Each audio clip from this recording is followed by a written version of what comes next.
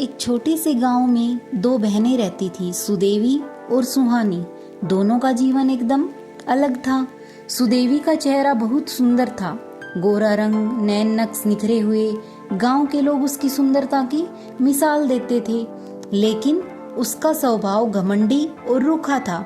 वह हमेशा आईने के सामने बैठी रहती और दूसरों को नीचा दिखाने में आनंद लेती। दूसरी ओर सुहानी साधारण सकल सूरत की लड़की थी। रंग सांवला था, चेहरे पर दाग धब्बे भी थे, मगर उसका दिल बहुत अच्छा था। वह गरीबों की मदद करती, सबका सम्मान करती और हर काम में सच्चाई दिखाती। समय बीता, दोनों की शादी का रिश्ता आया। लड़के वालों ने सुदेवी को देखा तो उसकी सुंदरता पर मोहित हो गए। बड़े ठाट बाट वाले घर से रिश्ता आया था। सुहानी के लिए रिश्ता एक साधारण किसान परिवार से आया। लोग ताने देने लगे, देखो कितनी बदसूरत है, अच्छे घर से रिश्ता कहाँ से मिलेगा। सुदेवी ने भी बहन का मजाक उड़ाया, तू तो खेतों में बैल हाँकने के लायक ही है बहन। शादी के बाद दोनों का जीवन बिल्कुल अलग निकला। सुदेवी जिस अमीर घर में गई थी, वहाँ दिखावे की दुनिया थी। उसका पति शराबी और क्रोधी था। घर के लोग झगड़ालू थे। सुंदर होने के बावजूद सुदेवी का जीवन दुखों से भर गया।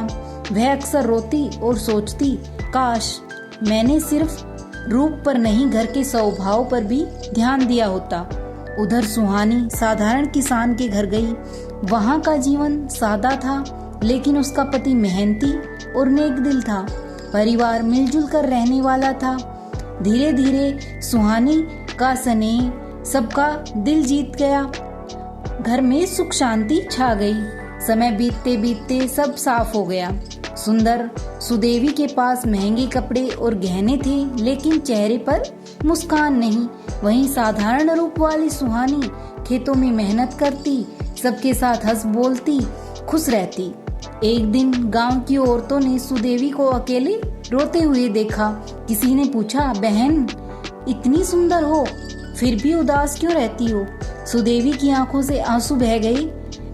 अब समझ आया, सुंदरता सब कुछ नहीं, असली सुख अच्छे कर्मों और अच्छे स्वभाव में है। रूप तो एक दिन ढल जाता है, लेकिन कर्म जीवन भर साथ देते हैं। इस कहानी से हमें सीख मिलती है, रूप का रोए कर्म का खाए। मतलब इंसान का जीवन उसकी सुंदरता से नहीं, बल्कि उसके कर्मों से सुखी या दुखी बनता है।